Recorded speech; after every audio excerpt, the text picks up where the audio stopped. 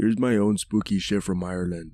Head down to the country with 4 friends, to a house one dude's granddad's brother friends owns or some shit. It's absolutely the arsehole of fucking nowhere.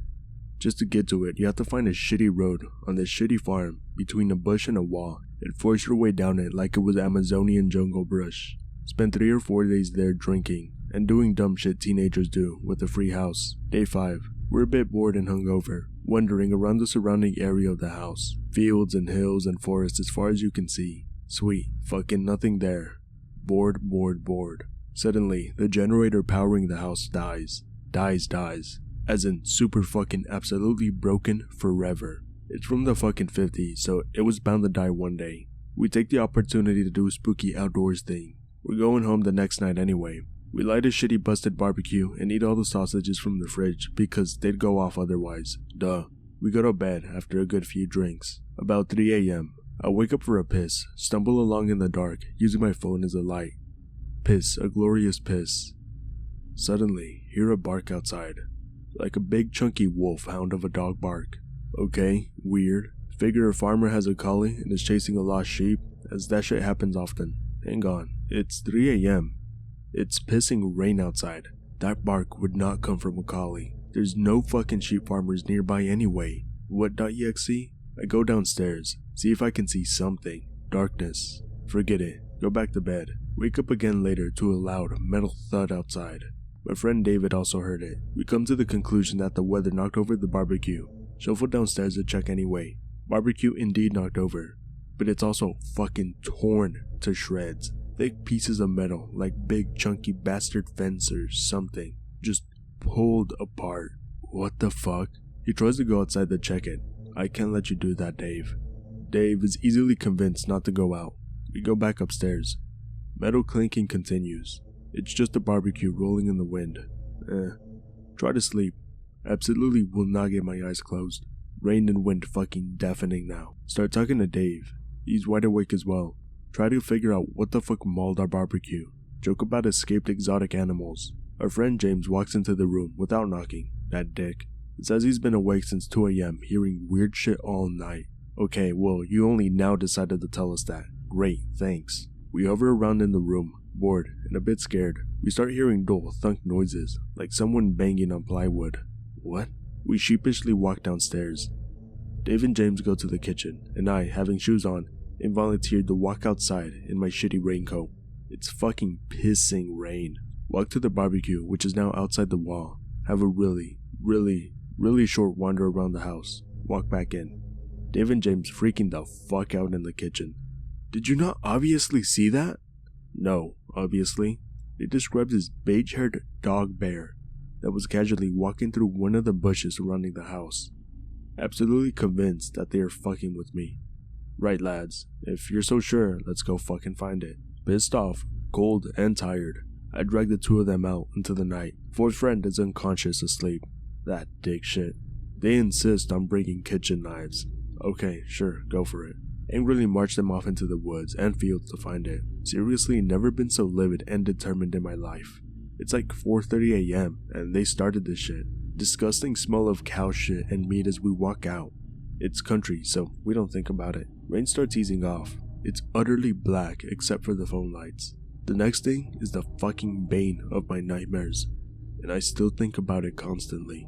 We wander a shortish distance into the forested area. It's so fucking dark. Holy Christ. Very slowly adjusting. It's freezing cold, and I'm wondering in the rain and mud what the fuck is my life. Dave suddenly yelps and starts fucking bolting back to the house. James follows. I'm dumb. Stand there. Turn slowly to the right. Standing over the body of what I think was once a dog is a 6-ish foot tall, beige skinned, short haired, blood and rain drenched literal dog man. It smells like what wet dog would smell after 40 years of fermenting. I have no ability to move or do anything but stare, frozen entirely. Don't know why I didn't run. Dave said he was screaming for me to get into the house. I don't remember it. It rears up and makes a noise I've only been able to equate to the noise Kurt Cobain makes at the start of the song Lounge Act, except it's opening its mouth and shaking violently, as if it's trying to fucking scream its lungs out. I still have no ability to move. It looks what I could only describe as confused about me. It makes a single movement forwards. Oh, right, I have legs. Thanks, brain. I run so fast, I smashed my foot into a rock and broke my toe. Didn't notice until I was indoors. We sit there in dead silence, soaking wet. Last friend Liam comes in and looks at us. What the fuck were you fucking doing? I do a little summary after this.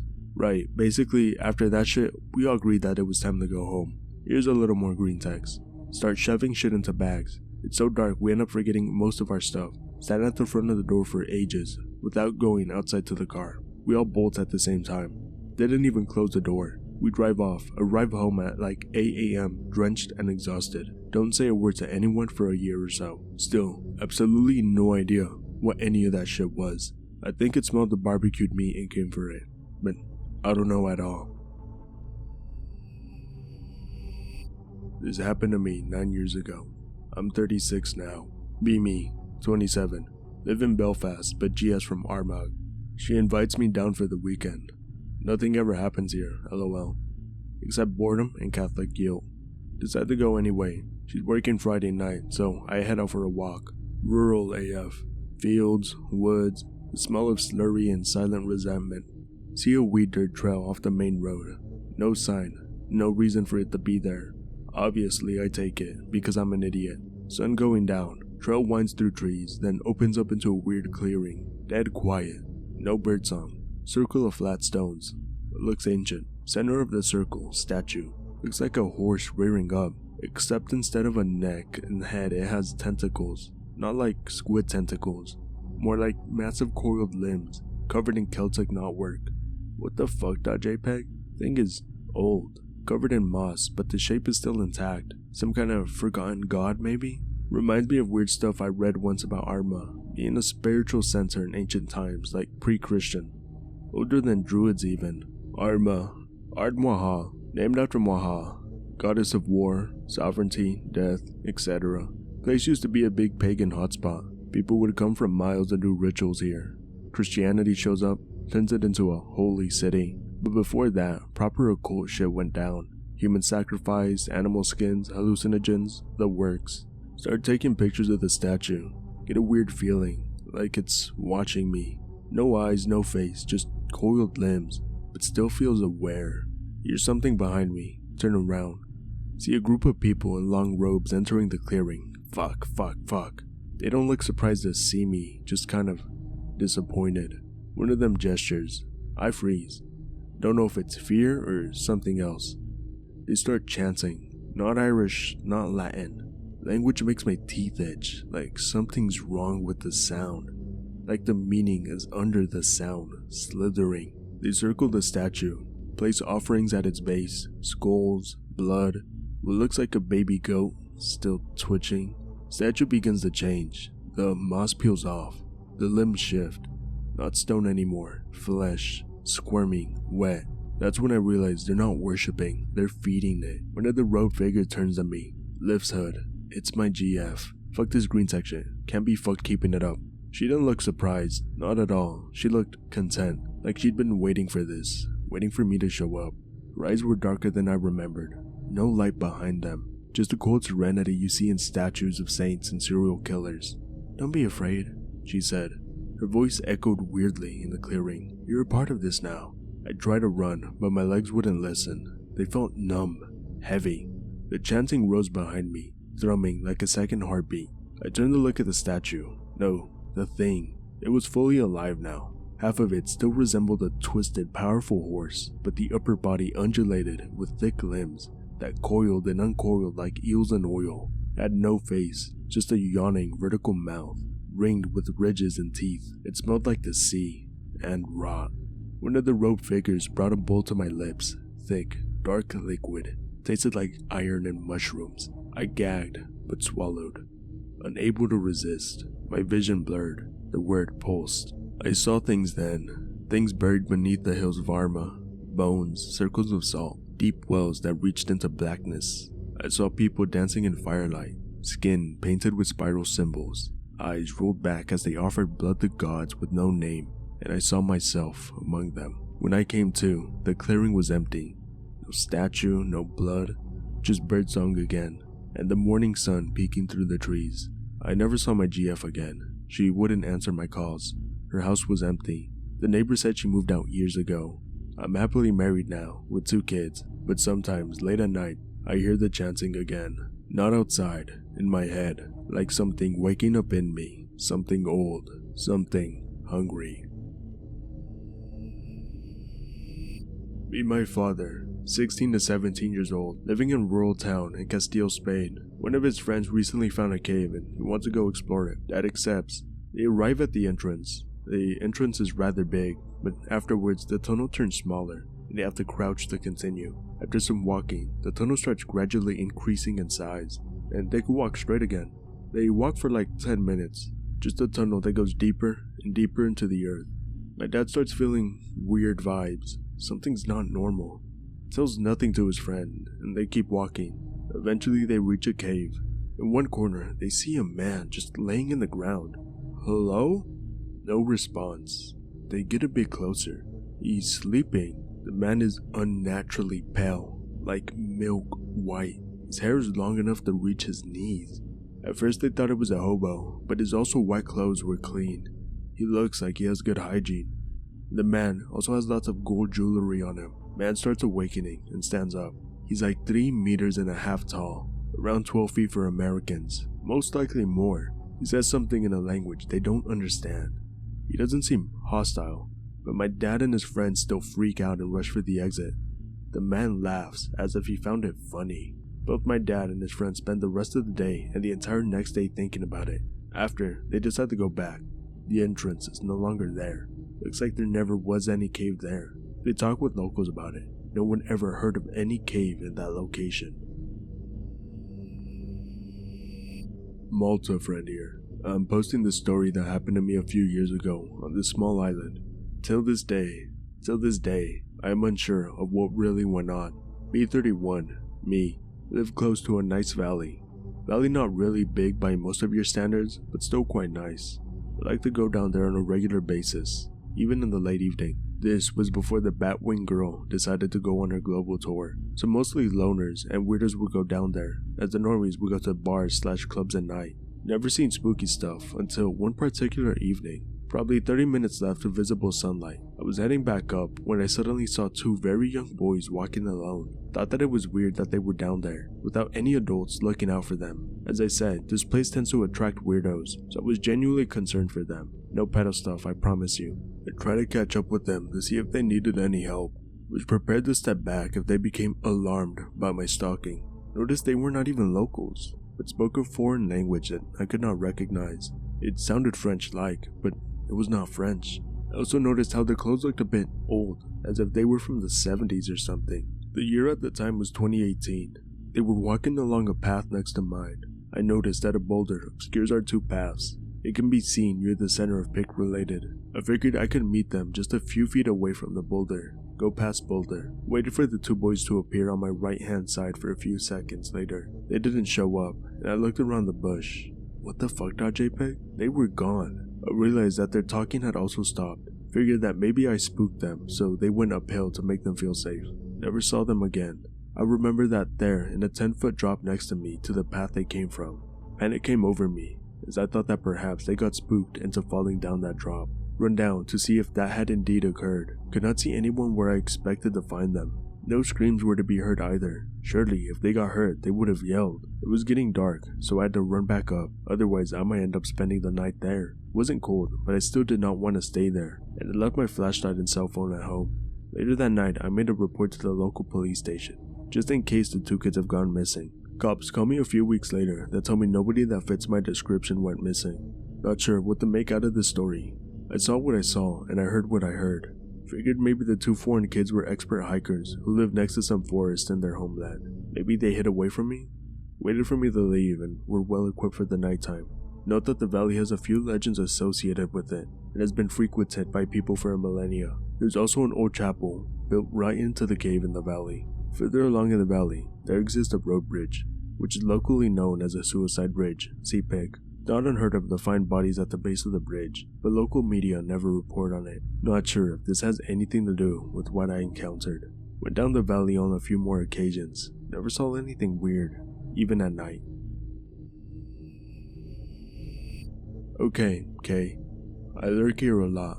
Don't really post much as I'm a European and I'm not allowed guns. I don't have much to contribute, but here, I would like to share with you my experience in Austria when I was 19. Apologies if the English isn't perfect, as it's not my first language. However, I do follow a university course in English currently, and I've been for 5 years now. Via uni, first year economics in Holland, exams before Xmas, and resits early January. So we have 3 weeks before lectures start again in February. Me and a group of 7 people plan on a skiing trip to Austria. 4 of us can ski well, the other 4 can't at all. So it's a good group. Fast forward to I think day 4 of the ski trip. I've been locked in a battle of who has the biggest balls all week with the other 3 guys who can ski, racing and doing stupid jumps. Sat in a restaurant at lunch and my Russian friend suggests today we go to the top and ski down in the dark. Gut reaction was obviously no. I've heard stories about idiots doing this before and breaking a leg, but my manhood requires me to accept the challenge. So we agree to it. Spend the rest of the day skiing and take one last chairlift up to the highest point in the resort, worried that a lift worker will tell us to get the fuck out if we just hang about the top. So we ski down perhaps a few hundred meters and take our skis off and walk off the piste, out of sight. We don't have to wait long. It gets dark around 5:30 p.m. So we just sit about talking and sipping from the 2 hip flasks we have with us. I should have mentioned at this point that it had been snowing lightly all day, but in the last half hour it's picked up and now snowing fairly heavily. I start expressing my doubt when I realize how dark it's going to be. Snow clouds are stopping any more light in, and the last of the day is disappearing down the valley. Get told to man up by the Italian dude, and decide I don't want to be the chicken of the group, so I stop talking. By the time it's properly dark, it is really fucking dark.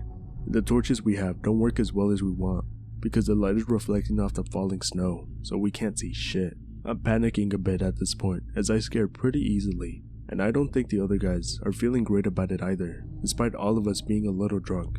Alcohol hits you so much harder at altitude.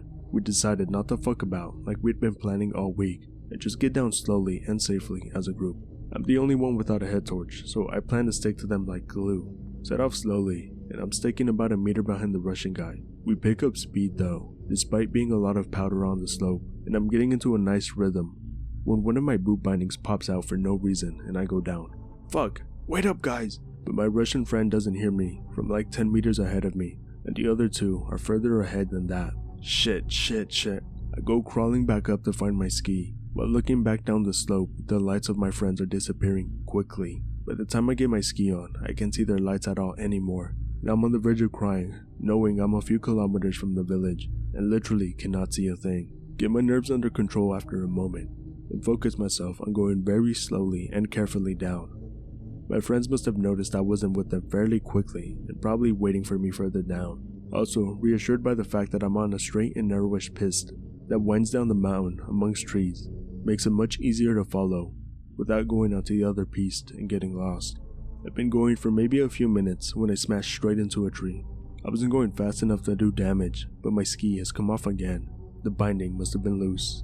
Gradient is pretty steep, and I can't find my ski when I stumble about with my phone screen shining. I assume it must have gone down a hill a little way. Take my other ski off and loosen my boot binding so I can walk. I set off down the slope carrying my ski, panning the ground slowly, looking for a hint of reflected light for my other ski.